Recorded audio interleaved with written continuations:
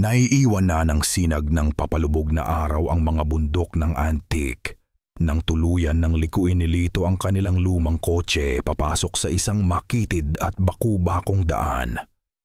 Sa magkabilang gilid, tila mga higanting pader ang mga puno ng akasya at nara. At ang kanilang mga sanga ay nagsasalikop sa itaas na lumilikha ng isang madilim na lagusan. "Sigurado ka ba talagang dito, Elara?" Basag ni Lito sa katahimikan. "Parang wala namang kabihasnan sa lugar na to." Hindi sumagot si Elara. Nakatuon ang kanyang mga mata sa labas ng bintana sa mga aninong humahaba at tila gumagalaw sa bawat sulok. Isang pamilyar na kaba ang gumapang sa kanyang dibdib, isang pakiramdam na matagal na niyang sinubukang ibaon sa limot. "Ellie," ulit ng kapatid niya, "mas maidiin na ngayon. 5 taon na tayong hindi umuuwi dito. Baka naman naliligaw na tayo." "Hindi tayo naliligaw, kuya," mahinang sagot ni Elara. Ang kanyang boses ay bahagyang nanginginig. "Naaalala ko ang daan na to. Dito kami dumaan ni Lola noon." "Si Lola na naman." Bumuntong hininga si Lito. "Eli, nurse ka. Alam mong may paliwanag ang lahat ng bagay. Ang sakit ni nanay. May medical term yan. Hindi yan dahil sa kung anong sumpa o barang na sinasabi ng mga matatanda dito." Napahigpit ang hawak ni Elara sa kanyang bag. Sa loob niyon ay ang mga medical records ng kanilang ina, si Alida. Chronic fatigue syndrome with severe cognitive decline, sabi ng mga doktor sa Maynila. Pero alam ni Elara, sa kaibuturan ng kanyang puso, na may iba pa, may mas malalim. Isang bagay na hindi kayang ipaliwanag ng agham. Pagkalipas ng ilang minuto, natanaw na nila ang isang mataas na bakal na tarangkahan.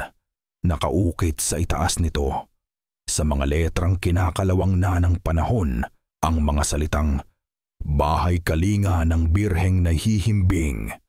Pinagbuksan sila ng isang matandang gwardya. Ang hangin na sumalubong sa kanila pagbaba ng kotse ay kakaiba. Mabigat at malagkit. Amoy ng mga bulaklak ng Dama de Noche na humahalo sa amoy ng basang lupa. Napakabango, pero may kung anong lansa sa ilalim nito tulad ng lumang dugo. 2 tao ang naghihintay sa kanila sa pinto ng malaking puting gusali.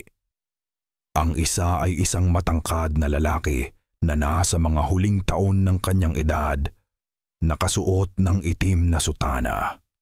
Ang kanyang ngiti ay malawak at mainit, ngunit hindi ito umabot sa kanyang mga mata. Siya si Padre Damian. Ang kasama niya ay isang madring payat na ang mukha ay halos natatakpan ng kanyang belo, si Sor Ines. "Maligayang pagdating, mga anak," bati ni Padre Damian. Ang kanyang boses ay malumanay at may damat autoridad. "Nagagalak kaming tanggapin kayo at ang inyong mahal na ina sa Bahay Kalinga." "Salamat po, Padre," sabi ni Lito, halatang humanga sa presensya ng pari. Agad niyang kinuha ang kamay nito at nagmano, ngunit si Elara ay hindi makagalaw. Nakatitig siya sa mga kamay ni Padre Damian. Malinis ang mga iyon, ngunit ang kanyang mga kuko, hindi naman marumi, pero may kakaibang talas at haba sa dulo na hindi karaniwan para sa isang lalaking nasa edad niya. "Ikaw si Elara, hindi ba?" tanong ng pari. Ibinabaling ang tingin sa kanya. Tila may kung anong kumislap sa mga mata nito. "May espesyal na galing sa pag-aalaga ang mga tulad mo." Nag-init ang mga pisngi ni Elara. Hindi niya alam kung paano sasagutin iyon. Dinala sila ni Sor Ines sa magiging silid ng kanilang ina.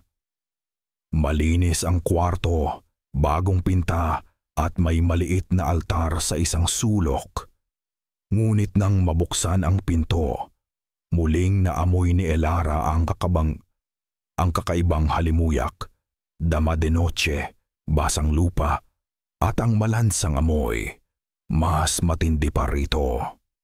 Habang tinutulungan ni Lito ang kanilang ina na mahiga, lumapit si Elara sa bintana. Tanaw mula roon ang isang malawak na hardin na napapalibutan ng matatandang puno ng balete. Sa ilalim ng isa sa mga puno, may nakita siyang isang anino ng taong napakatangkad na tila nakatitig pabalik sa kanya. Kumurap siya sa at pagdilat niya ay wala na ito. "Hija, ayos ka lang ba?" Tanong ni Sor Ines mula sa kanyang likuran. Napatalon sa gulat si Elara. Hindi niya namalayan ang paglapit ng madre. "Oo po, Sor. May tiningnan lang po." Ngumiti ang madre, ngunit ang kanyang mga mata ay nanatiling malamig na parang yelo. "Maraming hayop sa gubat ang gumagala dito sa gabi. Huwag kang mag-alala." Nang iwanan na sila para makapagpahinga, umupo si Elra sa tabi ng kama ng ina. Mahimbing na ang tulog nito, marahil dahil sa pagod sa biyahe. Ngunit napansin niya ang kamay ni Alida na mahigpit na nakakuyom. Dahan-dahan niya itong binuksan. Sa palad nito ay isang maliit at maitim na anting-anting na gawa sa kahoy. Ang huling alaala na naiwan mula sa kanilang lola Elena. Isang bagay na ipinangako ni Elara sa sarili na hindi na niya kailanman hahawakan pa. Gabi. Hindi makatulog si Elara. Ang bigat ng hangin ay tila pumipiga sa kanyang baga. Si Lito ay mahimbing na natutulog sa katabing kama. Ang tanging maririnig ay ang huni ng mga kuliglig at ang paminsan-minsang pagaspas ng mga dahon, hanggang sa narinig niya ito. Isang tunog na nagpatindig sa lahat ng balahibo sa kanyang batok. Isang mahina, ngunit malinaw na iyak ng isang sanggol. Galing ito sa labas. Galing sa direksyon ng isang lumang gusali sa likod ng hardin. Isang lugar na nakakandado at tila abandonado na. Bumangon siya, dahan-dahang lumapit sa bintana at sumilip. Wala siyang makita sa dilim. Ngunit ang pag-iyak ay nagpatuloy, puno ng sakit at takot. At pagkatapos, bigla itong tumigil. Napalitan ito ng isang nakakapangilabot na katahimikan. At sa gitna ng hardin, sa ilalim ng maputlang sinag ng buwan, nakita niya ito. Isang anyo. Isang aninong mas madilim pa sa gabi. Napakatangkad, balingkinitan, at nakatayo sa paraang hindi natural. Dahan-dahan itong lumingon at sa isang saglit na puno ng lagim. 2 pulang tuldok ang nagliyab sa kinaroroonan ng mukha nito. 2 matang nagniningas na parang baga. Nakatitig ito. Diretso sa bintana niya. Diretso sa kanya. Hindi makahinga si Elara. Hindi siya makasigaw. Ang tanging nagawa niya ay mapaatras. Ang kanyang likod ay tumama sa malamig na pader. Pagtingin niyang muli, wala na ang anyo. Naglaho na ito na parang hindi kailanman umiral. Ngunit ang amoy ng basang lupa at bulok na dugo ay naiwan, gumagapang sa ilalim ng siwang ng pinto at dahan-dahang pinupuno ang silid. Kinabukasan, ang sinag ng araw na tumatagos sa bintana ay tila isang panunuya sa madilim na gabing pinagdaanan ni Elara. Halos hindi siya nakatulog. Ang imahe ng 2 pulang mata ay paulit-ulit na sumasayaw sa likod ng kanyang mga talukap sa tuwing susubukan niyang pumikit. Sa almusal sa maliit na lamesang inihanda para sa kanila, sinubukan niyang ipaliwanag kay Lito ang kanyang nakita. Kuya, may tao sa labas kagabi. Isang bagay na matangkad. At may narinig akong iyak ng sanggol. Sabi niya, ang kanyang boses ay pabulong at nanginginig pa rin na para bang may makakarinig sa kanila. Tiningnan siya ni Lito habang naglalagay ng sinangag sa plato. Isang mahabang buntong hininga ang pinakawalan nito. Ali, puyat ka lang, pagod sa biyahe. O baka naman nananaginip ka lang. Alam mo namang malawak ang imahinasyon mo simula pa noong bata tayo. Hindi ako nananaginip kuya. Malinaw na malinaw ang nakita ko. Giit niya. Ang kanyang boses ay bahagyang tumaas. Isang aninong may pulang mata? Tinaasan siya ng kilay ni Lito. Parang kwentong aswang ni Lola. Eli, pakiusap. Nandito tayo para alagaan si nanay, hindi para buhayin ang mga pamahiin niya. Itinuro nito ang sariling sentido. Stress mo, yan lang yan. Magpahinga ka, bugtabiman ni mama. Parang may bumara sa lalamunan ni Elara. Ang pamilyar na pakiramdam ng pagiging mag-isa. Kahit kailan, hindi naniwala ang kapatid niya. Sa paglipas ng araw, mas lalong lumala ang kanyang pagkabahala. Ang kanilang ina, si Alida, ay tila mas nanghina kaysa noong dumating sila. Ang dating blangkong titig nito ay napalitan ng titig na puno ng takot. Paminsan-minsan, sa gitna ng kanyang pagtulog, may ibinubulong ito na hindi nila maintindihan. Ang padre! Bulong nito habang pinupunasan ni Elara ang noo nito ng basang bimpo. Uhaw siya. Uhaw sa dugo. Nay, ano pong sinasabi niyo? Si Padre Damian po ba? Ngunit isinara na muli ni Alida ang kanyang mga mata. Humihinga ng mabigat. Tila naubusan na ng lakas. Sinubukan ni Elara na kausapin ang ibang mga pasyente sa bahay kalinga. Karamihan sa kanila ay mga matatandang babae, nakaupo sa mga tumba-tumba sa veranda. Ang kanilang mga mata ay nakatitig sa malayo. Ngunit sa tuwing lalapit siya, bigla silang tatahimik. Iiwasan siya ng tingin. Ang ilan ay palihim na nag-cross pa ng daliri, na para bang isa siyang masamang pangitain na kailangang itaboy. Nakita niya si Sor Ines sa pasilyo, nag-aayos ng mga bulaklak sa isang florera. Ito na ang pagkakataon niya. Sor Ines, tawag niya. Sinubukang gawing magaan ang kanyang boses. Maaari po bang magtanong? Lumingon ang madre. Isang matamis na ngiti ang nakapaskil sa kanyang labi. Oo naman, Hidya. Ano iyon? Kagabi po kasi, may narinig po akong iyak ng sanggol. Galing po sa direksyon ng abandonadong gusali sa likod. May mga sanggol po ba dito sa bahay kalinga? Ang ngiti ni Sor Ines ay hindi nagbago, ngunit ang kanyang mga mata ay tila lumamig ng ilang grado. Iyon ba? Mga pusa lang iyon, Hidya. Maraming pusang ligaw dito na nag-aaway kong gabi. Ang kanilang mga ngiyaw, kung minsan, ay parang iyak ng sanggol sa pandinig. Isang kasinungalingan. Alam ni Elara na isa itong kasinungalingan. Iyak ng isang naghihirap na sanggol ang narinig niya. Hindi ngiyaw ng pusa. Ngunit tumango na lamang siya. Ganoon po ba? Salamat po.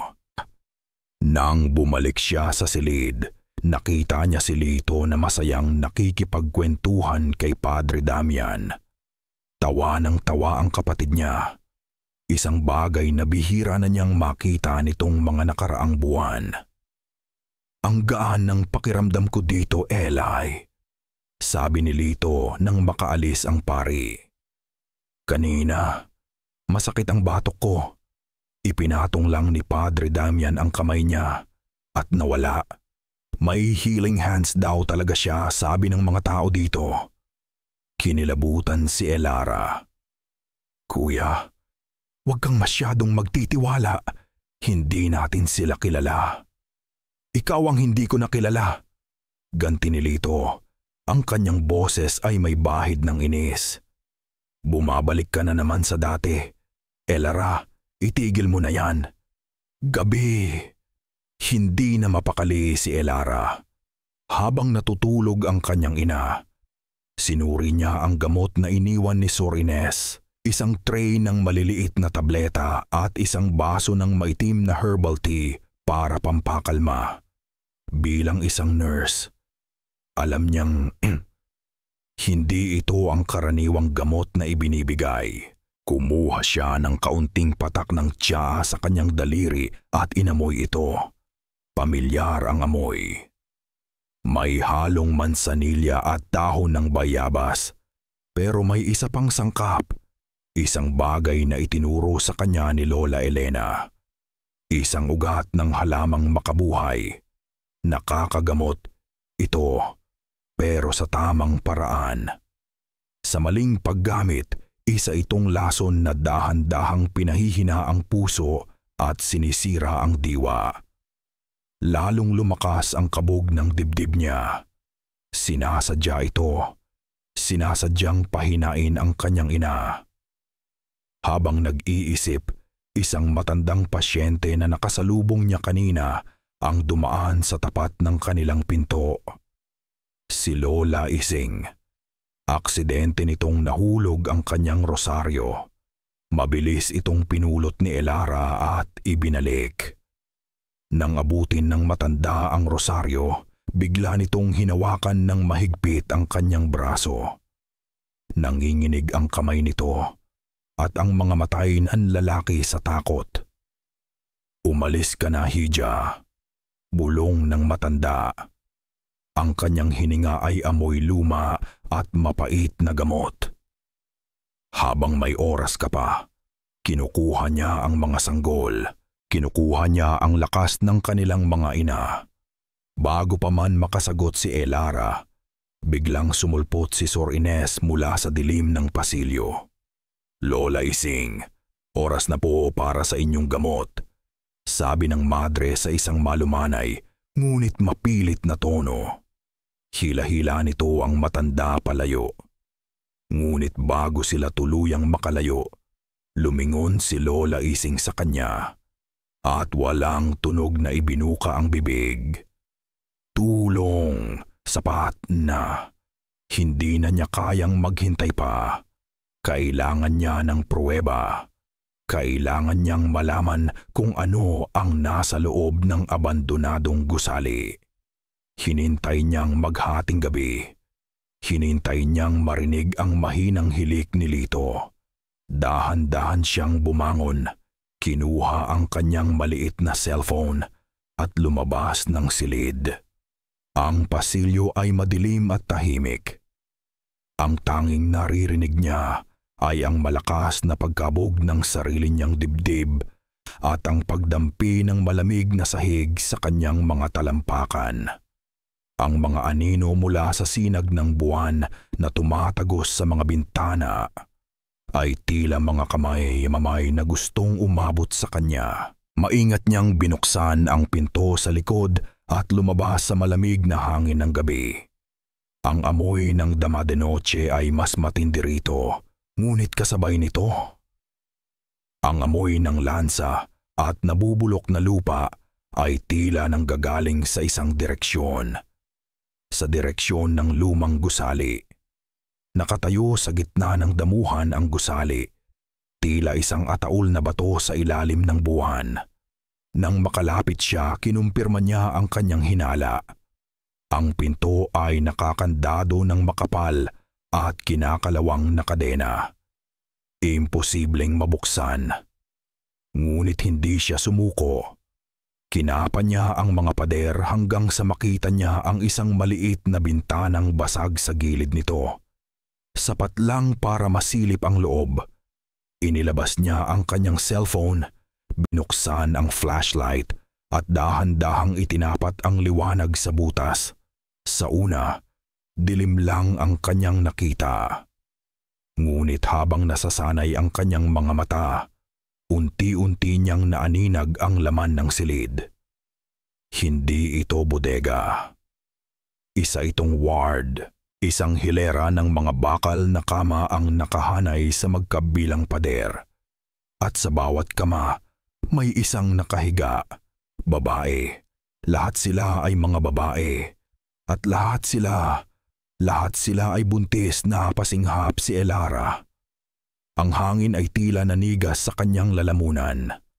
Agad niyang tinakpan ang sariling bibig upang pigilan ang isang sigaw na gustong kumawala. Nanlamig ang kanyang buong katawan. Mas malamig pa sa hamog ng gabi. Ang mga babae ay tila tulog, ngunit hindi ito isang mahimbing na pagkakatulog. May mahihinang ungol na nanggagaling sa kanilang mga labi. At ang kanilang mga mukha ay mamasa-masa sa pawis kahit na malamig ang gabi. Naghihirap ba sila? Ang kanilang mga tiyan. Diyos ko, ang kanilang mga tiyan. Malalaki ang mga iyon, bilog na bilog at nakaumbok sa ilalim ng manipis na kumot. Ngunit hindi normal ang laki ng mga ito. Tila higit pa sa 9 na buwan ang kanilang dinadala. Tila may kung anong bagay sa loob niyon na gustong-gustong makalaya. Na binabanat ang balat ng mga ina nito hanggang sa sagad na hangganan. Ang balat sa kanilang mga tiyan ay maputla at makintab na parabang babasaging maninipis na papel at nababakat ang bawat ugat na kulay asul, parang mga ugat ng kidlat na gumagapang. Hindi ito isang pagamutan para sa mga may sakit. Hindi ito isang bahay ampunan. Isa itong pugad. At sa isang iglap, naunawaan ni Elara ang lahat sa isang nakakasuklam na kaliwanagan. Ang iyak ng sanggol na narinig niya. Ang babala ni Lola Ising. Kinukuha niya ang lakas ng kanilang mga ina. Ang kakaibang ugat ng halaman sa tiyan ng kanyang nanay. Ito ang dahilan kung bakit pinapahina sila. Habang nakatitig siya sa lagim na nasa kanyang harapan. Ang babaeng nasa kamang pinakamalapit sa bintana ay biglang gumalaw. Dahan-dahan itong nagmulat ng mata. Ngunit ang mga mata nito ay hindi normal. Puti lahat ang mga iyon. Walang iris, walang buhay. At nakatitig ito, diretso sa kanya. Ang bibig ng babae ay dahan-dahang bumuka. At walang boses na lumabas. Ngunit nabasa ni Elara ang paggalaw ng mga labi nito sa liwanag ng kanyang flashlight. Isang salita, takbo. Parang kidlat na tumama sa buong sistema ni Elara ang salitang iyon. Takbo. Hindi na siya nag-isip. Tumalikod siya mula sa bintana at tumakbo. Isang takbong walang ingay. Pinipigilan ang sariling hininga. Bawat yabag ay maingat ngunit mabilis. Ang mga anino sa pasilyo ay tila mga galamay na humahabol sa kanya. Ang katahimikan ng bahay kalinga ay hindi na nakakapanatag. Ito'y isang katahimikang mapanlinlang. Nagkukubli ng isang kasuklam-suklam na katotohanan. Pabalik sa kanilang silid, nanginginig niyang isinara ang pinto. Niyugyug niya ang kanyang kapatid. Kuya, gising. Ano ba? Elea, ungol ni Lito. Inaantok pa. Hating gabi na. Kailangan nating umalis. Ngayon na. Desperado ang boses ni Elara. May mali sa lugar na to. Yung mga babae, kuya. Yung mga buntis. Bumangon si Lito. Nakakunot ang noo. Ano na namang pinagsasabi mo? Guni-guni mo na naman ba yan? Totoo to, nakita ko. Kailangan nating ilabas si nanay dito. Bago pa man makasagot si Lito, isang malakas na dagundong ng kulog ang yumanig sa buong gusali. Sinundan ito ng isang malamig na ihip ng hangin na nagbukas sa kanilang bintana. At pagkatapos, bumuhos ang ulan, isang buhos na hindi normal. Malalaki ang patak, parang mga batong ibinabato sa kanilang bubong, at ang hangin sa labas ay humagulhol na parang isang nilalang na naghihingalo, isang masamang pangitain. "Sige!" biglang sabi ni Lito. Tila natakot na rin sa biglaang pagbabago ng panahon. "Kung iyan ang ikapapanatag mo, aalis tayo. Kukunin ko lang ang susi ng kotse." Mabilis nilang isinakay sa wheelchair ang kanilang ina, na tila walang kamalay-malay sa nangyayari. Habang tinutulak nila ito sa madilim na pasilyo, ang bawat kulog ay nagbibigay liwanag sa mga mukha ng mga santo sa pader na sa dilim ay nagmumukhang mga demonyo. Ngunit pagdating nila sa labas, isang mas malaking lagim ang sumalubong sa kanila. Ang daan ay isa ng ilog ng putik. Ang ulan ay napakalakas na halos wala na silang makita. Sumakay sila sa kotse, ngunit pagkatapos lamang ng ilang metro, napilitang huminto si Lito. "Ang tulay," bulong niya. Ang kanyang boses ay puno ng pagkasindak. "Ellie, wala na ang tulay." Sa unahan nila, kung saan dapat naroon ang maliit na tulay na kawayan na nag-iisang daan palabas ng baryo, ay isa na lamang rumaragasang tubig baha. Sinubukan ni Elara na kunin ang kanyang cellphone para tumawag ng tulong. Walang signal. Sinubukan ni Lito ang radyo ng kotse. Pulos static. "Anong gagawin natin?" tanong ni Lito. Sa unang pagkakataon, bakas sa kanyang boses ang tunay na takot. "Babalik tayo," sabi ni Elara. Ang kanyang isip ay tumatakbo. "Magkukulong tayo sa kwarto. Hindi tayo pwedeng makita." Nakulong. Sila ay mga daga sa loob ng isang bitag.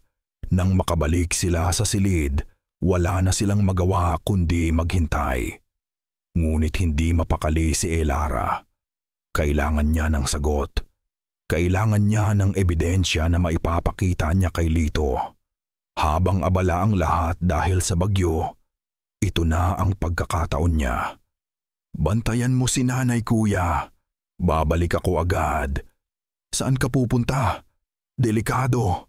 Mas delikado kung mananatili tayong walang alam," sagot niya bago palihim na lumabas. Ang kanyang pakay, ang opisina ni Padre Damian. Tahimik ang pasilyo. Tila lahat ay nasa kani-kanilang silid, nakikinig sa hagupit ng bagyo.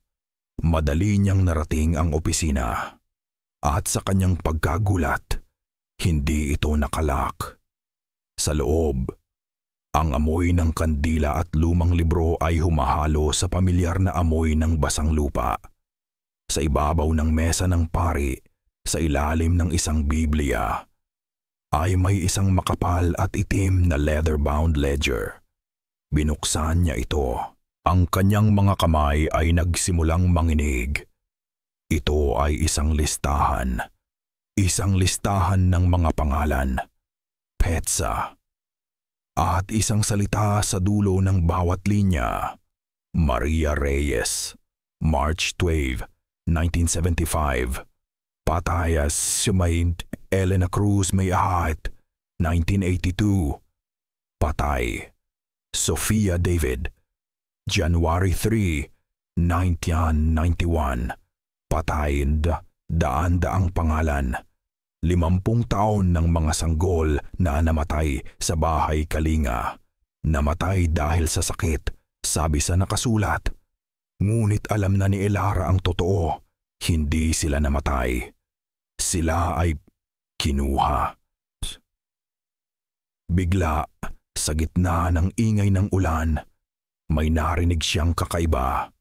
Isang koro. Isang awit na hindi pamilyar, malalim at malagim na tila nanggagaling sa labas. Dahan-dahan siyang sumilip sa bintana ng opisina. Ang bintana ay nakaharap sa hardin sa likod, sa malaking puno ng balete. At doon, sa kabila ng walang tigil na ulan, nakita niya sila. Si Padre Damian at si Sor Ines nakatayo sa ilalim ng puno. Hindi sila nababasa ng ulan. Tila may isang hindi nakikitang payong na pumoprotekta sa kanila. Sa kanilang paligid ay ilang mga taga-baryo. Nakatayo ng tahimik, ang kanilang mga mukha ay blanko. Nagdarasal sila. Ngunit hindi ito Latin. Hindi ito Tagalog. Ito ay isang lengguwaheng mas matanda pa, guttural, at masakit sa pandinig. Habang nagpapatuloy ang ritual, dalawang lalaki ang lumabas mula sa abandonadong gusali. Buhat-buhat ang isa sa mga babaeng buntis na nakita ni Elara. Ang babae ay sumisigaw, nagwawala. Inilapag nila ito sa isang malaking patag na bato sa paanan ng puno ng balete. Nagsimulang kumanta ng mas malakas si Padre Damian. Itinaas niya ang kanyang mga kamay sa langit. At ang babae ay nagsimulang mangisay. Ang kanyang tiyan ay umuumbok at gumagalaw ng marahas na para bang may isang halimaw sa loob na gustong makawala. Napapikit si Elara, ngunit hindi niya kayang hindi tumingin. Sa isang huling, nakakapangilabot na sigaw, ang tiyan ng babae ay pumutok. Ngunit hindi isang sanggol ang lumabas. Hindi isang sanggol. Isang bagay na itim, kumikinang, malapot, at may maraming paa ang gumapang mula sa kanyang sinapupunan. Huminto ito sa ibabaw ng bato at itinaas ang kung anumang ulo nito na tila naghihintay. Lumapit si Padre Damian, ngumiti at marahang hinaplos ang nilalang. Hindi na kinaya ni Elara. Tumakbo siya palayo sa bintana, nanginginig, nasusuka. Sumandal siya sa pader, sinubukang pakalmahin ang kanyang paghinga. Tapos na ang ritual. Ngunit hindi pa pala. Sa gitna ng katahimikan na pumalit sa sigaw, narinig niya ang boses ni Padre Damian. Malinaw na malinaw sa kabila ng ingay ng bagyo, na parabang ibinubulong ito sa mismong tainga niya. Alam kong nandyan ka, anak ko. Ang mga salitang iyon, anak ko, ay parang laso na gumapang sa ugat ni Elara. Hindi ito isang paanyaya. Isa itong pag-angkin. Isang pagpapahayag na kahit saan siya magtago sa gusaling iyon, alam nito kung nasaan siya. Nakikita siya. Tumakbo siya. Pabalik sa pasilyo. Ang bawat anino ay tila humahaba. Nag-aanyong kamay na gustong dumaklot sa kanya. Ang tunog ng ulan ay parang isang mababang tawa na bumabalot sa buong paligid. Pagpasok niya sa silid, isinara niya ang pinto nang walang ingay. Nanginginig na ikinandado ito. Ang kanyang dibdib ay pumipintig na parang isang tambol sa digmaan. Eli, saan ka ba nanggaling? Gising na pala si Lito. Ang mukha ay puno ng pag-aalala. Akala ko kung napano ka na. Kuya, bulong ni Elara. Ang kanyang mga mata ay nanlalaki sa takot. Ang pare, si Padre Damian. Nakita ko siya. Humihingal siya. Hinahabol ang bawat salita. May ritual sila sa ilalim ng puno ng balete. May babae at may lumabas na halimaw sa tiyan niya, kuya. At alam niyang nandoon ako. Tinawag niya akong anak. Tinitigan siya ni Lito. Sa isang saglit, nakita ni Elara ang pag-aalala sa mukha nito. Ngunit mabilis itong napalitan ng isang bagay na mas malamig. Pagkadismaya. Ano na naman to, Elara? Mariin ngunit mahina ang boses ni Lito na para bang ayaw niyang may ibang makarinig. Isang halimaw? Si Padre Damian? Naririnig mo ba ang sarili mo? Siya ang nag-iisang tumutulong sa atin dito. Pero nakita ko, kuya. Totoo ang sinasabi ko. Hindi, sigaw ni Lito na agad ding hininaan. Ang totoo, Elara, ay pagod ka na. Stressed ka. Mula pa noon, ganyan ka na. Palaging may nakikitang hindi nakikita ng iba. Baka ikaw ang may problema. Baka ikaw ang nagdadala ng masamang espiritu sa lugar na ito. Parang isang sampal ang mga salita ng kanyang kapatid. Mas masakit pa sa kahit anong pisikal na pananakit. Ang huling taong inaasahan niyang kakampi ay siya na ngayong kumakalaban. Ang mga mata ni Lito, may kakaiba sa mga mata niya. May isang uri ng debosyon doon na hindi para sa kanya, kundi para sa paring pinagbibintangan niya. Mag-isa na siya. Talagang mag-isa na siya ngayon. Napatingin si Elara sa kanilang ina na mahimbing na natutulog, walang kamalay-malay. Naalala niya ang isang pangaral ng kanyang lola Elena noong bata pa siya, matapos niyang umiyak dahil pinagtawanan siya ni Lito. Kapag ang siyensya at ang mga libro ay sumuko na, Elara, ang mga ninuno at ang lupa ang siyang sasagot. Pumikit siya ng mariin. Tinatuwa niya ang landas na iyon. Pinili niya ang unipormeng puti kaysa sa mga dahon at ugat. Pero ngayon, wala na siyang ibang pagpipilian. Mula sa pinakailalim ng kanyang maleta, kinuha niya ang isang maliit na supot na tela. Regalo ng kanyang lola bago ito mamatay. Hindi niya ito binuksan kailanman. Ngayon, nanginginig niyang kinalas ang tali nito. Sa loob, mayroong tuyong dahon ng tabako, isang krus na gawa sa kahoy ng sinukuan, at isang dakok ng magaspang na asin.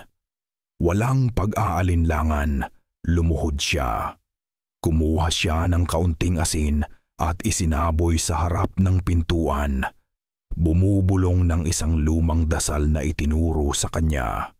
Isang orasyon para sa proteksyon. Isang maliit na gawa ng pananampalataya laban sa isang dambuhalang lagim. Habang ginagawa niya iyon, naramdaman niya ang isang bahagyang init na gumapang sa kanyang mga kamay. Isang pamilyar na kuryente, ang kapangyarihang matagal na niyang itinatago. Bigla may kumatok sa pinto. 3 marahan, magagalang nakatok. Nagkatinginan sila ni Lito. Frozen. Sino yan? Tanong ni Lito. Ako ito mga anak. Si Padre Damian. Ang boses sa labas ay kalmado, mapag-aruga. Ngunit para kay Elara, ito ang boses ng isang mangangaso na natagpuan na ang kanyang bida. Binuksan ni Lito ang pinto. Nakatayo roon ang pari. May dalang isang baso ng gatas at isang plato ng biskwit. Ngumiti ito nang makita si Elara. Hiya, napansin kong balisa ka kanina pa, sabi nito sa malumanay na boses. Ang lakas ng bagyo. Inihanda ko ito para tulungan kayong makatulog. Lumakad ito papasok at tila hindi napansin ang asin sa sahig. Patawad kung natakot kita kanina. Narinig mo ba ako mula sa aking opisina? Kung minsan, malakas akong magdasal. Tinitigan siya ni Elara, hindi makapagsalita. Ang tawag kong anak ko. Nagpatuloy ang pari. Tinitingnan siya diretso sa mata. Ay tawag ko sa lahat ng aking tupa. Lahat tayo ay mga anak ng Diyos, hindi ba? Ikaw, ang kapatid mo, ang inyong ina, lahat kayo ay aking mga anak sa mata ng Panginoon. Ang paliwanag ay perpekto. Lohikal, nakakapanlumo, Pinagmukha siyang baliw. Pinagmukha niyang ang lahat ng kanyang takot ay produkto lamang ng sarili niyang isip. Ngumiti si Lito. "Salamat po, Padre. Pasensya na po kayo sa kapatid ko. Pagod lang po siya." Tumango ang pari. Inilapag nito ang gatas at biskwit sa mesa. Bago ito tumalikod para umalis, ang mga mata nito ay muling tumitig kay Elara. Ang ngiti sa labi nito ay naroon pa rin, ngunit ang kanyang mga mata. Ang mga mata niya ay nag-iba. Ang pagiging maamo ay nawala at sa isang saglit, napalitan ito ng isang malamig at mapang-angkin na kislap. Isang tingin ng isang may-ari sa kanyang pag-aari. Pagkaalis ng pari, naiwan si Elarang litong-lito. Nananaginip lang ba siya? Nababaliw na ba siya? Desperado para sa isang bagay na totoo, isang bagay na mahahawakan, nilapitan niya ang lumang bag ng kanyang ina. Kailangan niya ng isang bagay, isang alaala, isang sulat, kahit ano. Sa loob nakita niya ang luma nitong prayer book. Habang binubuklat niya ang maninipis na pahina, isang bagay ang nahulog mula rito. Isang luma, kupas na litrato. Pinulot niya ito. Ang larawan ay kinalawang nasa gilid, ngunit malinaw pa rin ang nasa gitna. Isang mas batang bersyon ng kanilang ina, si Alida. Nakangiti at nakatayo sa ilalim ng isang puno ng mangga. At sa tabi niya, nakaakbay, ay isang lalaki, isang mas batang lalaki, payat. Nakasuot ng puting kamiseta. Ngunit ang mukha, kilala niya ang mukhang iyon. Ang mga matang iyon, ito ay ang mukha ng isang batang-batang Padre Damian at sa litrato, ang kamay ng pari ay nakapatong sa tiyan ng kanyang ina. Isang tiyanan na amunikuya na bahagyang nakaumbok. Hindi malaki, ngunit sapat na para malaman. Isang umuusbong na buhay. Ang hininga ni Elara ay tila ninakaw mula sa kanyang mga baga. Ang litrato ay naging napakabigat sa kanyang mga kamay, na para bang ito'y gawa sa tingga. Ang lahat ng piraso ng palaisipan ay biglang nagkabit-kabit sa isang nakakapangilabot na larawan. Ang pagbabalik nila sa barangay Maligaw, ang kakaibang sakit ng kanilang ina, ang pag-aalaga ng pari, ang mga salita nito, "Alam kong nandyan ka, anak ko." Hindi ito isang pangkalahatang tawag. Hindi ito isang metapora. Ito ay isang literal na katotohanan. Ang halimaw na nakita niya sa hardin. Ang nilalang na tumawag sa kanya. Ang demonyong nakabalatkayo bilang isang banal na tao. Ay ang kanyang ama. Ang litrato ay nanginginig sa kamay ni Elara. Ang hangin sa silid ay tila numipis. At ang bawat paghinga ay isang pakikibaka, si Padre Damian, ang kanyang ama. Ang katotohanan iyon ay isang lason na gumapang sa bawat sulok ng kanyang pagkatao. Sinisira ang lahat ng kanyang nalalaman. Tiningnan niya si Lito, na ngayon ay mahimbing nang natutulog matapos inumin ang gatas na bigay ng pari. Naisip niya itong gisingin. Ipakita ang litrato, isigaw ang katotohanan. Ngunit alam niyang walang mangyayari. Ang kanyang kapatid ay nasa ilalim na ng impluwensya nito, bulag sa kabanalan na ipinapakita ng demonyo. Kailangan niyang makaalis, hindi para tumakas, kundi para maghanap ng sandata. At iisa lang ang lugar na alam niyang maaaring pagmulan diyon. Ang bahay ng kanyang lola Elena. Hinintay niyang tumila ang ulan na tila sumunod sa pagtatapos ng ritual kanina.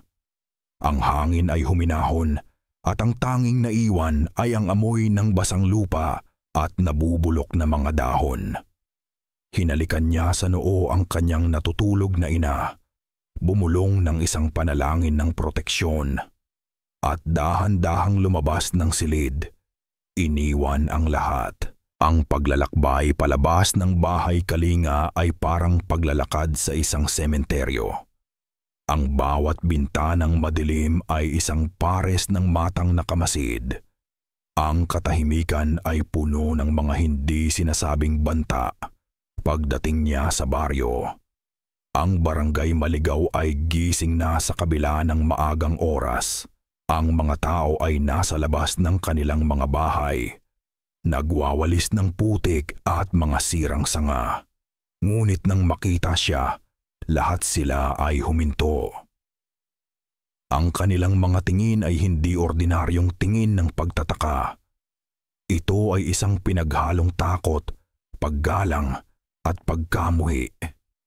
Tila alam nila kung sino siya. Tila alam nila kung kaninong dugo ang nananalaytay sa kanya. Walang kumibo, walang bumati. Para siyang isang multo na naglalakad sa sarili nitong libing. Ang bahay ng kanyang lola ay nakatayo sa dulo ng baryo, medyo nakahiwalay, sa tabi ng isang sapa. Maliit lang ito, gawa sa kawayan at nipa. Ngunit matibay pa rin. Pagbukas niya ng pinto, isang alon ng mga alaala ang sumalubong sa kanya. Ang amoy ng mga pinatuyong halaman, insenso at kalumaan. Ang hangin sa loob ay may bigat, ngunit hindi ito ang bigat ng kasamaan tulad ng sa bahay Kalinga. Ito ay bigat ng kapangyarihan, isang kapangyarihang natutulog. Dito siya unang natutong kumilala ng mga halamang gamot. Dito niya unang narinig ang mga kwento tungkol sa mga engkanto at aswang. At dito rin siya huling tumuntong matapos siyang mabigo na gamutin ng isang kaibigan gamit ang kaalaman ng kanyang lola. Isang kabiguang nagtulak sa kanya palayo sa landas na ito. Sa ilalim ng sahig na kawayan, sa isang tagong kompartimento, natagpuan niya ang kanyang hinahanap.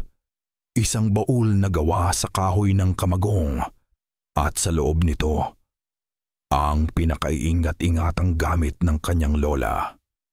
Mga bote ng langis na may lamang mga ugat at insekto, mga anting-anting at isang makapal na kwadernong nababalutan ng kayumangging balat. Ang tala-arawan ng kanyang lola Elena. Nanginginig ang mga kamay ni Elara habang binubuklat niya ang mga pahinang naninilaw na. Ang sulat ng kanyang lola ay makaluma ngunit malinaw. Hindi ito isang simpleng tala-arawan. Ito ay isang talaan. Isang talaan ng kasaysayan ng Barangay Maligaw, ng kasamaan na naninirahan dito, at ng walang katapusang laban ng kanilang pamilya. Binasa niya ang tungkol sa isang demonyong pari na dumating sa baryo maraming henerasyon na ang nakalipas. Isang nilalang na hindi tumatanda, na nangako ng kasaganaan at proteksyon sa baryo mula sa mga sakuna at sakit. Ang kapalit, isang alay, isang buhay sa bawat kabilugan ng buwan. Ang buhay ng isang sanggol na hindi pa naisisilang o isang bagong silang, isang sumpa, isang kasunduan. Ang bahay Kalinga na itinayo bilang isang ampunan ay ang sentro ng kasunduang ito. Ito ang matris ng baryo kung saan inaalagaan ang mga alay hanggang sa dumating ang takdang panahon. At pagkatapos, nabasa niya ang pinakamasakit na bahagi, ang tungkol sa isang dalaga mula sa kanilang pamilya. Isang albularyo na may angking lakas na minarkahan ng demonyo. Isang dalagang pinilit, tinakpan ang bibig, at ginahasa sa ilalim ng puno ng balete. Ang dalagang iyon ay ang kanyang ina, si Alida.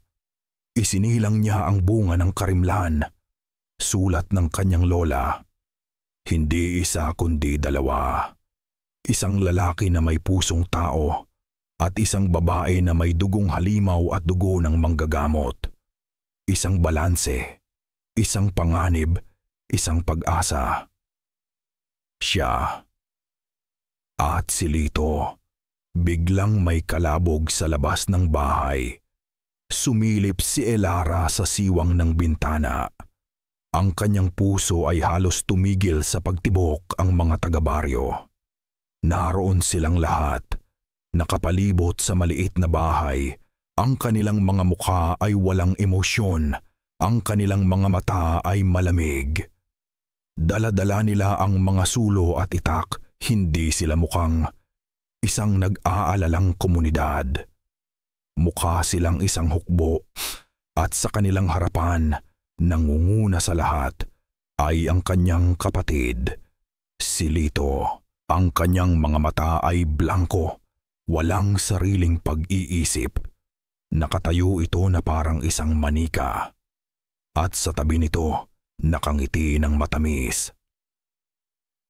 Habang hawak ang isang maliit na figurang gawa sa dayami na may buhok na tulad ng kay Elara, ay si Sor Ines. Ang paningin sa labas ay isang bangungot na nagkatotoo.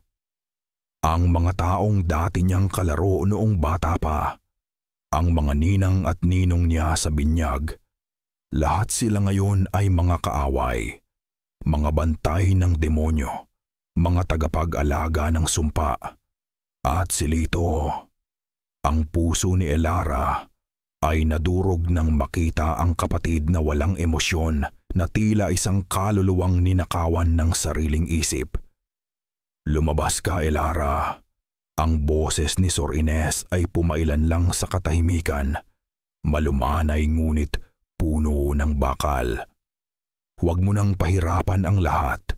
Tanggapin mo na ang iyong tadhana, ang iyong mana." Mana. Ang salitang iyon ay parang dura sa kanyang muka. Hindi siya sasama sa kanila. Hindi siya susuko. Mabilis na kumilos si Elara. Ang takot na kanina'y halos lumumpo sa kanya ay napalitan ng isang desperadong tapang. Hinablot niya mula sa baul ng kanyang lola ang mga bagay na kailangan niya. Ang bote ng langis, ang supot ng asin, at isang maliit na krus na gawa sa kahoy. "Elara!" Sigaw ni Lito mula sa labas, ang boses ay parang galing sa malayo. "Sumama ka na sa amin. Ililigtas tayo ni Padre Damian. Ito ang paraan." "Hindi iyan si Kuya," bulong ni Elara sa sarili. "Ginagamit lang siya." Sinimulan niyang isaboy ang asin sa isang bilog sa gitna ng sahig na kawayan sa paligid niya. Habang ginagawa niya ito, bumubulong siya ng mga salitang matagal nang nakabaon sa kanyang alaala. Mga orasyon na itinuro ng kanyang lola, mga panawag sa mga mabubuting espiritu ng lupa at hangin. "Pumasok na kayo! Kunin siya!" utos ni Sor Ines. Ang mga taga-baryo ay nagsimulang gumalaw, papalapit sa bahay. Ngunit bago pa man nila marating ang pintuan, biglang bumukas ang lahat ng bintana ng bahay ng sabay-sabay. At isang malakas na ihip ng hangin mula sa loob ang lumabas, na may kasamang amoy ng insenso at tabako. Napatigil ang mga tao, nag-aatubili. Nakatayo sa gitna ng kanyang bilog na asin, naramdaman ni Elara ang init na gumagapang sa kanyang mga ugat. Ito ang kapangyarihan, ito ang kanyang mana, hindi ang sa kanyang ama, kundi ang sa kanyang lola. "Isang munting albularyo," tawa ni Sor Ines. Walang bakas ng takot. "Akala mo ba, sapat na iyan?" Itinaas ng madre ang manikang dayami. Kumuha ito ng isang mahabang karayom mula sa kanyang abito at Nang walang pag-aalinlangan, itinusok ito sa binti ng manika. Isang matinding kirot na parang sinaksak ng nagbabagang bakal ang biglang naramdaman ni Elara sa kanyang kaliwang binti. Napasigaw siya at napaluhod, ngunit nanatili siya sa loob ng bilog. "Nakikita mo ba?" sabi ng madre. Ang kanyang boses ay puno ng tagumpay. "Ang dugo mo ay pag-aari namin. Ang katawan mo ay pag-aari namin." Itinaas niya muli ang karayom. Ngayon ay nakatutok sa dibdib ng manika. "Hindi!" sigaw ni Elara. Kailangan niyang lumaban. Hindi sa paraang pisikal. Kailangan niyang labanan ang isip. Pumikit siya ng mariin, hindi pinapansin ang sakit. Hinalughog niya ang kanyang isipan, ang mga aral ng kanyang lola. Ang bawat mangkukulam ay may kinatatakutan. Sabi nito noon, hindi ang krus o bawang, kundi ang pangalan. Ang tunay na pangalan ng mga espiritong kanilang inuutusan. Binuksan niya ang bote ng langis. Ang amoy nito ay matapang at nakakahilo. Ipinahid niya ito sa kanyang noo, sa kanyang sentido. At nagsimula siyang bumigkas, hindi ng dasal, kundi ng mga pangalan. "Tinatawag kita, espiritu ng batis na itim, na nagbigay sa iyo ng kapangyarihan sa tubig, iwanan mo na siya." Biglang natigilan si Sor Ines. Ang kanyang ngiti ay bahagyang naglaho. Nagpatuloy si Elara. Lumalakas ang kanyang boses. "Tinatawag kitang..." Anino sa ilalim ng pununo ng niyog na nagbigay sa iyo ng kapangyarihan sa lupa. Palayain mo na siya. Sa bawat pangalang binibigkas niya, isang panginginig ang dumadaloy sa katawan ng madre. Ang manika ay nahulog mula sa kanyang kamay. Ang mukha ni Sor Ines ay nagbago mula sa pagiging kalmado tungo sa pagiging isang halimaw, puno ng galit at pagkamuhi. "Tumahimik ka! Ahamat ko hindi tumayne!" sigaw ng madre. At sa pagkakataong ito, ang kanyang boses ay hindi na boses ng tao. Ito ay garalgal at doble, na para bang dalawang nilalang ang nagsasalita. "Lito, sirain mo ang bilog," utos nito. Ang kanyang kapatid, na tila isang puppet na kinalabit ang tali, ay nagsimulang tumakbo papunta sa bahay. Gamit ang isang malaking bato, sinimulan niyang basagin ang haligi ng bahay. "Kuya, wow!" Umiiyak na sigaw ni Elara. "Labanan mo siya. Naaalala mo ba noong mga bata pa tayo? Noong nahulog ako sa ilog? Iniligtas mo ako. Ikaw ang kuya ko.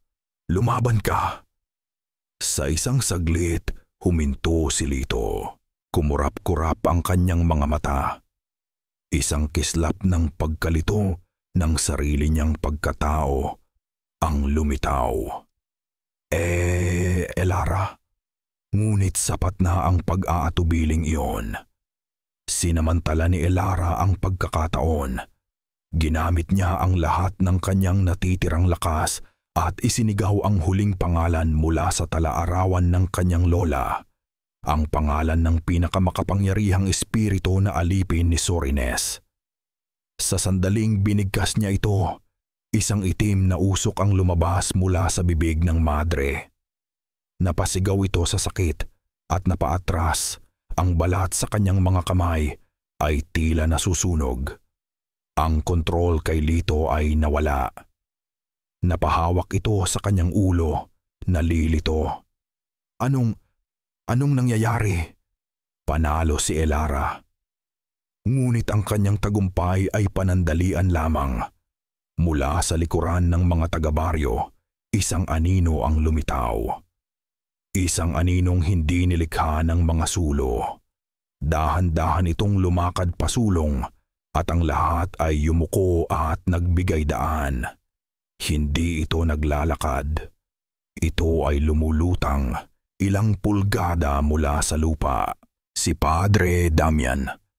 Ang kanyang mga mata ay hindi na nagpapanggap na maamo.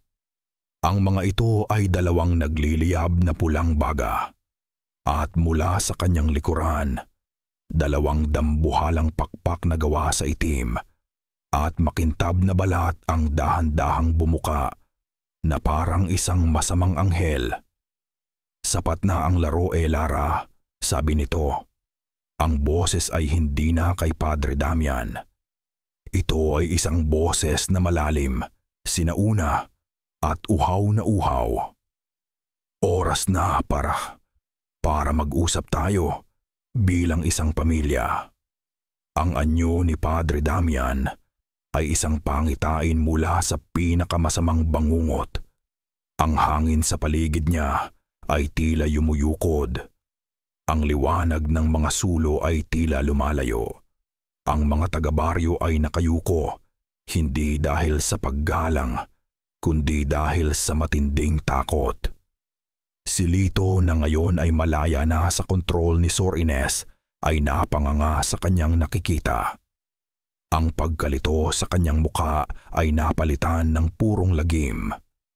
Anong klaseng nilalang ka? Nanginginig niyang tanong, isang mabagal at nakakakilabot ng ngiti ang gumuhit sa labi ni Padre Damian. Ikinumpas lamang niya ang kanyang kamay at isang hindi nakikitang puwersa ang tumama kay Lito na nagpatilapon dito ng ilang metro, bumagsak sa putikan na walang malay. "Kuya," sigaw ni Elara. "Huwag kang mag-alala," sabi ng nilalang. Ang kanyang pulang mga mata ay nakatuon kay Elara. "Hindi ko papatayin ang sarili kong anak na lalaki, hindi pa." Sa isang iglap, nasa harap na siya ng bahay. Hindi niya sinira ang pinto. Tila natunaw lamang ito sa kanyang daraanan. Pumasok siya sa loob at ang bilog na asin na ginawa ni Elara ay biglang umusok at naging abo sa kanyang pagdaan. Ang lahat ng proteksyon na inihanda niya ay walang silbi. Para lamang siyang isang sisiw na sinusubukang labanan ang isang agila. Dinala niya ang dalawang walang malay, si Lito at ang sugatang si Sor Ines, pabalik sa bahay Kalinga. Hinila niya si Elara. Ang kanyang hawak ay mahigpit na parang bakal. Walang sino man sa mga taga-baryo ang tumingin sa kanya. Lahat sila ay nakayuko pa rin, mga alipin ng kanilang sumpa. Dinala sila sa isang silid na hindi pa nakikita ni Elara. Isang silid sa ilalim ng kapilya. Ang silid ay bilog. Ang mga pader ay gawa sa lumang bato at sa gitna ay isang altar na gawa sa itim na marmol. Amoy kandila, dugo at takot ang lugar. Itinali nila si Lito sa isang haligi. Si Elara naman ay itinulak sa harap ng altar kung saan naghihintay ang nilalang na dati niyang kilala bilang Padre Damian. Ngayon, sabi nito, ang kanyang boses ay umaalingaw-ngaw sa silid. Maaari na tayong mag-usap ng masinsinan. Walang mga istorbo. Sino ka? Halos pabulong na tanong ni Elara kahit alam na niya ang sagot.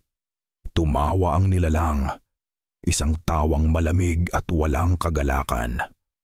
Ako ay marami ng naging pangalan, ngunit para sa iyo, iisa lang ang mahalaga. Ako ang iyong ama. Hindi. Umiiling si Elara. Mga luha ang namumuo sa kanyang mga mata. Hindi ikaw. Ang aking ama ay isang mabuting tao. Patay na siya. Ang itinuro sa iyong ama ay isang kasinungalingan. Isang masasakang namatay sa sakit. Muli itong tumawa. Hindi. Ako ang dugo sa iyong mga ugat, Elara. Nakilala ko ang iyong ina noong siya ay isa pa lamang dalaga. Isang magandang bulaklak sa gitna ng mga damo. Nakita ko ang kapangyarihan sa kanyang lahi, ang lahi ng mga albularyo. At alam kong ang pagsasama ng ating mga dugo ay lilikha ng isang bagay na perpekto. Pinilit mo siya, sabi ni Elara. Ang bawat salita ay puno ng pagkamuhi. Ang pag-ibig ay maraming anyo, sagot ng halimaw na tila walang pakialam. At mula sa pag-iibigang iyon, isinilang kayo. Si Lito nakuha niya ang kahinaan ng kanyang ina. Ngunit ikaw, Elara, ikaw, nakuha mo ang lahat. Ang galing ng iyong ina at ang lakas ko. Ang kapangyarihan mo kanina laban kay Ines. Katiting pa lang iyan. Isipin mo kung ano ang magagawa mo kung tatanggapin mo ang iyong tunay na pagkatao. Ikinumpas nito ang kamay at isang imahe ang lumitaw sa hangin. Isang imahe ni Elara. Ngunit iba, ang kanyang mga mata ay pula. Nakalutang siya sa hangin at kaya niyang kontrolin ang hangin at apoy. Ito ang iyong tadhana, ang maging sunod sa akin, ang maging reyna ng lupaing ito. Magkasama, wala nang makakapigil sa atin. Isa kang demonyo, nanginginig na sabi ni Elara. Isa akong kaligtasan, pagtatama nito. Ako ang dahilan kung bakit hindi nagkakasakit ang baryong ito. Ako ang dahilan kung bakit masagana ang kanilang ani. Ang hinihingi ko lang ay isang maliit na kapalit. Isang maliit na alay para mapanatili ang aking lakas. At ngayon, ikaw ang magpapatuloy nito. Lumapit ito. Hinaplos ang kanyang buhok. Ang kanyang hawak ay malamig na parang yelo. Nilikha ko ang sakit ng iyong ina para mapabalik kayo. Isang simpleng paanyaya. At ngayon, narito ka na. Nasa iyo ang pagpapasya. Ano? Anong pagpapasya? Madali lang, sabi ng kanyang ama. Sumapi ka sa akin. Tanggapin mo ang iyong dugo. At maging ang nararapat para sa iyo. Bilang kapalit, gagalingin ko ang iyong ina. Palalayain ko ang iyong kapatid. O, huminto ito. Isang masamang ngiti ang gumuhit sa kanyang mga labi. O tumanggi ka. At panoorin mo silang parehong mamatay sa iyong harapan. Dahan-dahan. Masakit upang patunayan ang kanyang sinasabi. Kinumpas niya ang kanyang kamay patungo kay Lito. Biglang sumigaw sa sakit si Lito. Ang kanyang katawan ay nanginig na para bang kinukuryente. Tama na. Itigil mo na. Sigaw ni Elara. Ang kanyang puso ay nagdurugo. Itinigil ng halimaw ang pagpapahirap. Si Lito ay humihingal, halos mawalan ng malay. Ang pagpili ay nasa iyo, anak. Ito na. Ang sandali ng kawalan ng pag-asa. Nakakulong walang kapangyarihan at ang buhay ng kanyang pamilya ay nakasalalay sa kanyang desisyon. Tumingin siya sa kanyang kapatid na naghihirap. Inisip niya ang kanyang inang nag-aagaw buhay. Walang daan palabas, walang paraan para manalo. At pagkatapos, dinala ng 2 taga-baryo ang kanyang ina, si Alida. Nakalagay ito sa isang stretcher na gawa sa kawayan. Ang kanyang ina ay halos hindi na humihinga. Ang balat ay kulay abo na. Inilapag nila ito sa paanan ni Elara. Galingin mo siya, hamon ng kanyang ama. Ang mga pulang mata ay nag-aapoy sa pananabik. Ipakita mo sa akin ang kapangyarihan mo, ang kapangyarihan natin. Nakatitig si Elara sa kanyang ina. Ang dibdib ni Alida ay bahagya na lamang tumataas at bumababa. Ang bawat paghinga ay isang laban na malapit ng matalo. Sa tabi nito, ang kapatid niyang si Lito ay nakatali at sugatan, umiiyak ng walang tunog, at sa kanyang harapan, ang halimaw na nag-aalok sa kanya ng kapangyarihan kapalit ng kanilang mga kaluluwa.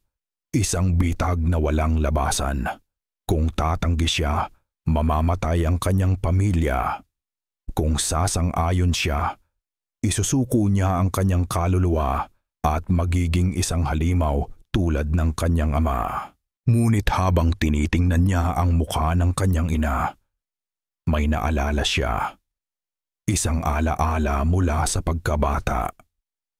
Noong minsan siyang nilagnat ng mataas at sa gitna ng kanyang pagdedeliryo, narinig niya ang kanyang ina na bumubulong sa kanyang lola. Kung kinakailangan, Elena, ibibigay ko ang sarili kong buhay. Huwag lang ang aking mga anak. Ang pag-ibig. Iyon ang sandatang hindi kailanman mauunawaan ng halimaw sa kanyang harapan. Dahan-dahan tumango si Elara. Itinaas niya ang kanyang mga mata, puno ng luha ngunit may bagong determinasyon. Sige, sabi niya. Ang kanyang boses ay basag ngunit malinaw. Pumapayag ako. Isang ngiti ng tagumpay ang sumilay sa mukha ng kanyang ama. Isang matalinong desisyon, anak. Ngunit, may mga kondisyon ako, dagdag ni Elara. Bago ko tanggapin ang mana, kailangan kong malaman ang lahat. Turuan mo ako. Ipakita mo sa akin ang mga kailangan kong malaman. Ang kanyang ama ay tumawa. Siyempre, ang lahat ng aking kaalaman ay magiging sa iyo. Ang kanyang pagmamataas, ang kanyang pagkauhaw sa isang tagapagmana, ang kanyang kahinaan, ito ang sinasamantala ni Elara.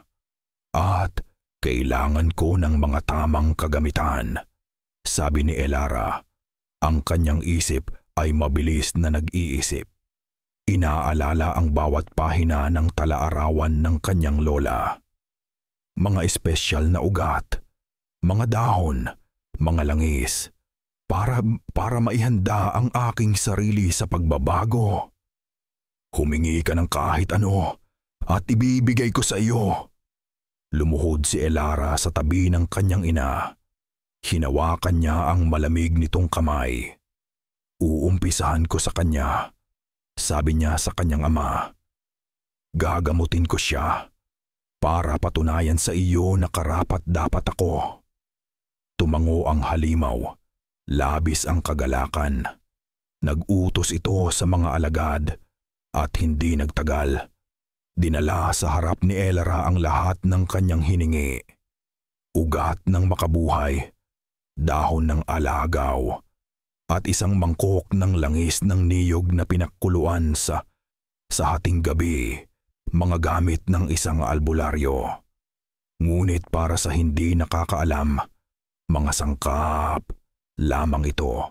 Para sa nakakaala, ang bawat isa ay may dalang kapangyarihan, panggagamot at panlaban. Sa ilalim ng mapanuring tingin ng kanyang ama, sinimulan ni Elara ang ritual, ngunit hindi ito isang ritual ng paggagamot. Ito ay isang ritual ng panlilinlang. Kinuha niya ang mga dahon at dinikdik sa isang lusong na bato. Habang ginagawa niya ito, bumubulong siya ng mga orasyon. Mga salitang napakaluma na ang kahulugan ay halos nakalimutan na. Para sa kanyang ama, ito ay ang pagtawag sa madilim na kapangyarihan. Ngunit ang totoo, ito ay pagtawag sa proteksyon. Inihalo niya ang mangkuya ang mga dinikdik na dahon sa langis. Dahan-dahan niyang ipinahid ang langis sa noo ng kanyang ina, sa dibdib nito, at sa mga palad. Ngunit sa bawat haplos, Hindi lang langis ang kanyang inililipat. Inililipat niya ang isang bahagi ng kanyang sariling lakas. Ang lakas ng lahi ng kanyang lola. Isang kalasag na hindi nakikita. Isang init na lalaban sa lamig ng kamatayan na bumabalot sa katawan ni Alida. Nararamdaman ko ang kapangyarihan. Bulong ng kanyang ama. Ang mga mata ay nananabik. Ang dugo ko ay gumigising sa iyo. Hindi siya pinansin ni Elara. Ang kanyang buong atensyon ay nasa ina.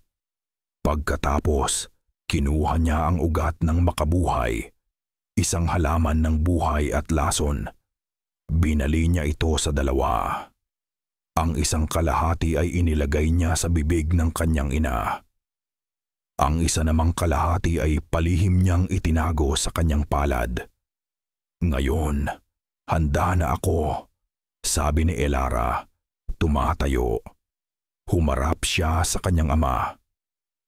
Oras na para sa seremonya, ang pagtanggap ng aking mana. Dinala siya ng kanyang ama sa gitna ng silid, sa harap ng itim na altar. Sa sahig ay may nakaguhit na isang malaking bilog, puno ng mga kakaibang simbolo. Tumayo ka sa gitna, utos nito. At ulitin mo ang mga sasabihin ko. Isuko mo ang iyong kahinaan. Isuko mo ang iyong pagkatao. Yakapin mo ang dilim. Pumasok si Elara sa loob ng bilog. Ang sahig na bato ay napakalamig, ang hangin ay tila mas bumigat. Handa ka na ba? Tanong ng halimaw, na ngayon ay nasa tunay na nitong anyo, matangkad, may mga pakpak at mga matang pula. Tumingin si Elara sa kanyang kapatid na nakatali. At pagkatapos ay sa kanyang ina na ngayon ay may bahagyang kulay na sa pisngi. Ang kanyang plano ay gumagana. Ngumiti siya. Isang ngiti na hindi ng pagsuko, kundi ng paghahanda sa isang digmaan. Handa na ako, sabi niya. Mabuti, sabi ng kanyang ama. At nagsimula itong bumigkas ng isang sinaunang dasal sa kadiliman. Ngunit hindi nakikinig si Elara. Ang kanyang mga mata ay nakatuon sa isang bagay na nakasabit sa pader sa likuran ng kanyang ama. Isang koleksyon ng mga lumang sandata, mga tropeyo mula sa mga nakaraang biktima. At sa gitna ng mga ito, isang bagay na binanggit sa talaarawan ng kanyang lola. Isang bagay na kinatatakutan ng lahi ng mga aswang higit pa sa krus o bawang. Isang latigo na gawa sa pinatuyong buntot ng pagi. Ang seremonya ng pagtanggap ay nagsimula na. Ngunit para kay Elara, ang seremonya ng paghihimagsik ay malapit nang magwakas. Ang boses ng kanyang ama ay umalingaw-ngaw sa loob ng silid na parang kulog. Bumibigkas ng mga salitang hindi para sa tainga ng mga mortal. Ang mga simbolo sa sahig ay nagsimulang magliwanag ng isang mapulang ilaw, lakalaw. At ang hangin ay uminit. Naramdaman ni Elara ang isang mabigat na puwersa na dumidiin sa kanya. Sinusubukang pasukin ang kanyang isip, ang kanyang kaluluwa. Ulitin mo, Elara, utos ng halimaw. Isinusuko ko ang liwanag, ngunit sa halip na ulitin ang mga salita, ibinuka ni Elara ang kanyang bibig at isinigaw ang ibang mga pangalan. Lola Elena, mga ninuno ng liwanag, bigyan niyo ako ng lakas. Nagulat ang kanyang ama. Huminto ito sa pagbigkas. Anong kahibangan ito? Ito na ang pagkakataon. Ginamit ni Elara ang lahat ng kanyang lakas at itinapon sa mukha ng kanyang ama ang isang dakok ng asin na palihim niyang itinago sa kanyang bulsa. Kasabay nito, isinubo niya ang kalahati. Nakuha tayo ng ugat ng makabuhay na hawak niya. Ang pait nito ay halos makapaso sa kanyang dila, ngunit tiniis niya. Hindi ito para sa kanya. Sumigaw sa sakit ang aswang. Ang asin na binasbasan ng kanyang intensyon ay parang asido na tumama sa balat nito. Nagliyab ang mga mata nito sa galit. "Taksil! Hindi ako katulad mo!" Sigaw ni Elara pabalik. Sa pagitan ng saglit na pagkagambala ng halimaw, sinamantala ni Lito ang pagkakataon. Ang lakas na ibinigay ni Elara sa kanilang o inakasaan na ay tila dumaloy din sa kanya. Ginamit niya ang lahat ng kanyang puwersa. Hinila ang lubid na nakatali sa kanya at sa isang malakas na hila, nabali ang lumang haligi na pinagtalian sa kanya. "Takbo, mga bata!" Isang boses ang biglang sumigaw. Si Alida, ang kanyang ina. Nakatayo na ito, nanginginig ngunit may apoy sa kanyang mga mata. Hawak niya ang isang maliit na anting-anting na gawa sa kahoy, ang parehong anting-anting na hawak niya noong dumating sila. Si Sor Ines, na medyo nakabawi na, ay susugod sana kay Elara. Ngunit hinarang siya ni Alida. "Para sa mga kinuha mo," bulong ng ina. At itinusok ang anting-anting sa dibdib ng mangkukulam. Sumigaw si Sor Ines, hindi dahil sa sakit ng saksak, kundi dahil ang anting-anting ay kumikinang. Sinusunog ang kasamaan sa loob niya. Nagsimula ang kaguluhan. "Tulungan niyo ako!"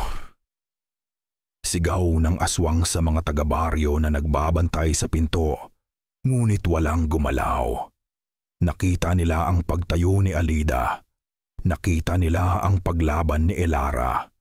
Sa unang pagkakataon sa loob ng maraming dekada, isang maliit na binhi ng pag-aalinlangan, ng pag-asa, ang sumibol sa kanilang mga puso. "Wala kayong silbi!" Sigaw ng halimaw. Mabilis itong gumaling mula sa paso ng asin at sumugod kay Elara. Ngunit handa na si Elara. Tumakbo siya, hindi palayo, kundi papunta sa pader kung saan nakasabit ang mga sandata. Sa isang talon, hinablot niya hinablot niya ang latigo, ang buntot pagi. Sa sandaling nahawakan niya ito, isang kuryente ang dumaloy sa kanyang braso. Ito ay mabigat, magaspang, at puno ng kapangyarihan ng dagat. Isang bagay na kinamumuhian ng mga nilalang ng lupa. Humarap siya sa kanyang ama. "Tapusin na natin to." Sumugod ang aswang. Ang matatalas na kuko ay handang pumunit sa kanya. Ngunit mabilis si Elara. Ipinilantik niya ang latigo. Ang tunog nito ay parang isang matinis na kidlat. Tumama ito sa balikat ng halimaw. Sumigaw ito sa sakit, isang sigaw na hindi pa naririnig ni Elara. Kung saan tumama ang latigo.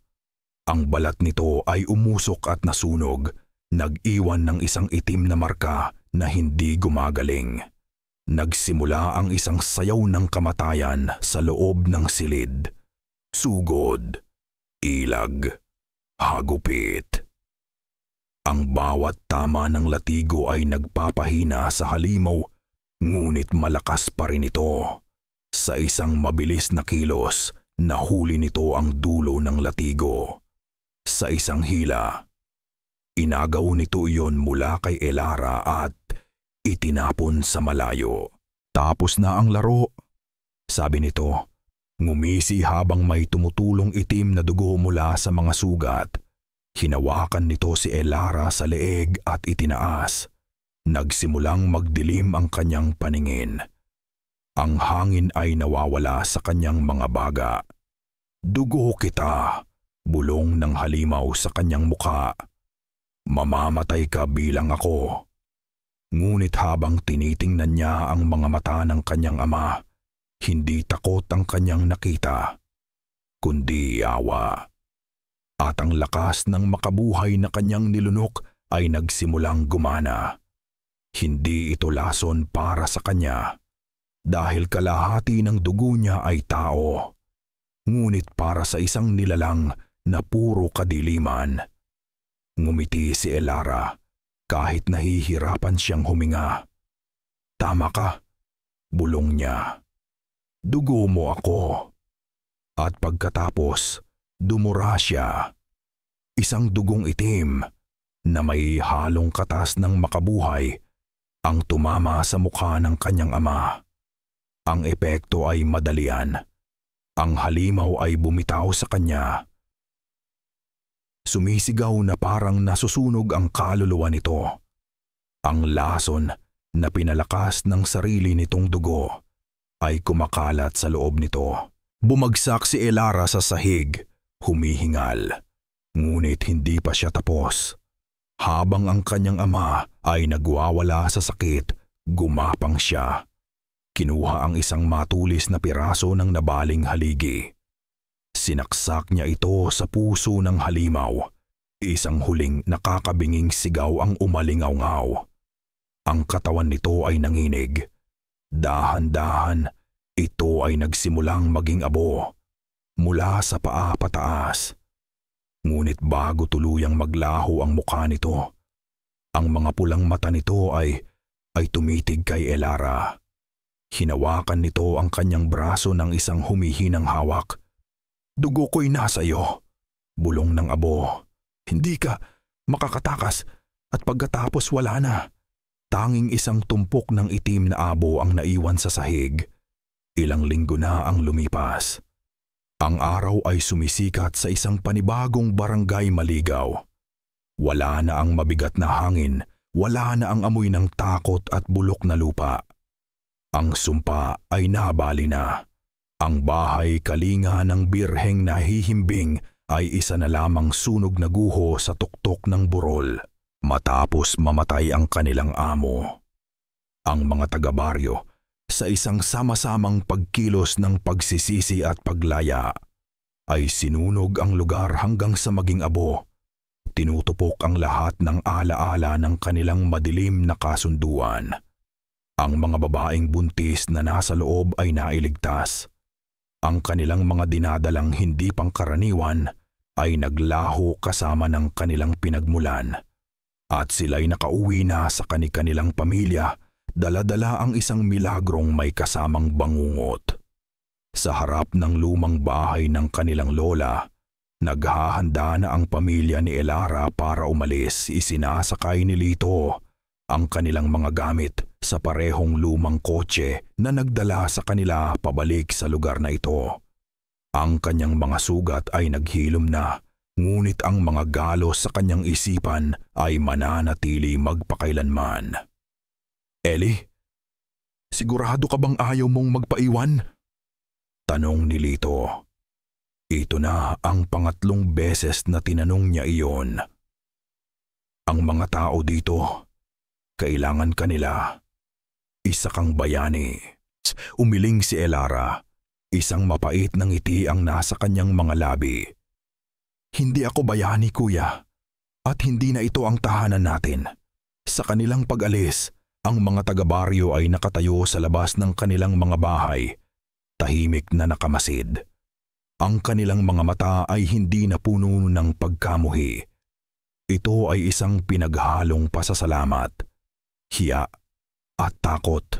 Pasasalamat sa paglaya, hiya sa kanilang naging bahagi sa kasamaan, at takot sa babaeng may dugo ng demonyo na siyang nagligtas sa kanila. Si Alida ay nakaupo na sa loob ng kotse, nakatingin sa malayo, sa direksyon ng burol. Bihira na siyang magsalita simula noong gabing iyon. Ang kanyang katawan ay gumaling, ngunit ang isang bahagi ng kanyang kaluluwa ay tila naiwan sa ilalim ng kapilya. Bago sumakay, lumapit si Lito kay Elara. "Patawad, Eli," sabi niya. Ang kanyang boses ay puno ng pagsisisi. Patawarin mo ako dahil hindi ako naniwala sa'yo. Niyakap ni Elara ang kanyang kapatid. Naiintindihan ko, kuya. Ang kanilang relasyon ay buo pa rin, ngunit na bago na magpakailanman. Hindi na siya ang maliit na kapatid na may malikot na imahinasyon. At hindi na rin si Lito ang kuya na laging tama. Sumakay na si Elara sa kotse. Habang paandar na sila palayo sa barangay Maligaw, tiningnan niya ang kanyang mga palad. Naramdaman pa rin niya ang dalawang enerhiya na naninirahan sa loob niya. Ang mainit at nag-aarugang kapangyarihan ng kanyang lola at ang malamig at uhaw na kapangyarihan ng kanyang ama. Isang balanse, isang sumpa, isang pamana. Naging isang albularyo siya para talunin ang isang aswang. Ngunit para magawa iyon, kinailangan niyang yakapin ang parehong bahagi ng kanyang pagkatao. Malayo na sila sa baryo. Nasa highway na sila, pabalik sa Maynila. Pabalik sa buhay na dati nilang kilala. Sinubukan ni Lito na buksan ang radyo para pagaanin ang katahimikan. Okay ka lang ba talaga? Tanong ulit nito. Magiging okay din ako, sagot ni Elara. Tumingin siya sa side mirror ng kotse. Pinapanood ang mga bundok ng antique na unti-unting lumiliit sa malayo. Sa isang saglit, sa ilalim ng sikat ng araw, tila nag-iba ang refleksyon sa salamin. Hindi na ang kanyang mukha ang nakita niya. Sa isang kurap ng mata, ang nakita niyang nakatitig pabalik ay isang pares ng mga matang pula, nagniningas na parang baga. Puno ng galit, puno ng pangako. Ang huling mga salita ng kanyang ama ay umalingaw-ngaw sa kanyang isipan. Hindi na isang alaala, kundi isang babala. Dugo ko'y nasa iyo. Hindi ka makakatakas. Mabilis niyang iwinaksi ang paningin. Pagtingin niyang muli, ang sarili na niyang mga mata ang nakita niya. Ngunit alam na niya ang totoo. Ang laban sa barangay Maligaw ay tapos na. Ngunit ang digmaan sa loob niya, ito ay nagsisimula pa lamang. At dito nagtatapos ang madilim at mapait na kwento ni Elara at ang pamanang dugo na habambuhay niyang dadalhin mula sa kaibuturan ng aking puso. Maraming salamat sa iyong tapat na pagsama sa akin sa paglalakbay na ito hanggang sa wakas. Ang pagsulat sa kwentong ito ay isang paglalakbay sa dilim kasama si Elara. Ang bawat takot na kanyang naramdaman, ang bawat luhang kanyang ipinatak, at ang bawat onsa ng tapang na kanyang pinakawalan ay tila naging bahagi na rin ng aking pagkatao. Naging isang hamon ang paghabi ng isang salaysay na puno ng lagim. Ngunit sa bawat anino, palagi kong sinisikap na magtanim ng isang maliit na binhi ng liwanag. Sapagkat higit pa sa aswang at mga sumpa, ang pamana ng Maligaw, hakas ko pani espada di pamamagkakako ay isang kwento tungkol sa pamilya. Ito ay tungkol sa pag-ibig na may kakayahang maghilom maamkulos na pangom ng pinakamalalim na sugat sa pagpapatawad na siyang nagbibigay sa atin ng tunay na kalayaan at sa pag-asa na kahit sa pinakamadilim na gabi, palaging may bukang liwayway na naghihintay. Ngayon, sa pagtatapos ng ating kwento, nais kong marinig ang iyong boses.